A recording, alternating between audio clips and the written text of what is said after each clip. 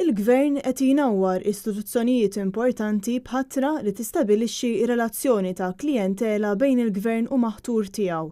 Il-Gvern qed jagħmel ukoll attakk fuq is-servizzi tas-sigurtà u fuq il-qrati b'ħatra f'kariga għolja ta' persuna li falliet il-kwalifiki tas-sigurtà u dan bil-konferma tal-qrati. Hekk sostna il-kelliem tal-Partit Nazzjonalista għall-Ambjent Jason Azzopardi fi stqarrija maħruġa b'reazzjoni għal ħatra ta' Mario Xkembri bħala direttur tal-konformità u l-infurzar ambjentali. Fl-istqarrija jingħad li l-istess Xkembri falla l-approvazzjoni tas-servizzi tas-sigurtà meta kien uffiċjal tal-Armata. Barra minn hekk, Mario Xkembri kien għamel ukoll kawża kontra d-deċiżjoni tas-servizzi tas-sigurtà dwaru li eventwalment tilifha.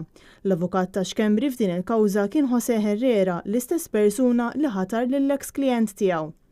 L-istqarrija sostni li kariga ta' direttur għandu jkollha awtorità, leġittimità u kompetenza. Minflok, il-Gvern ħatar lil Mario Xkembri li m'għandu l-ebda kwalifika jew esperjenza ambjentali.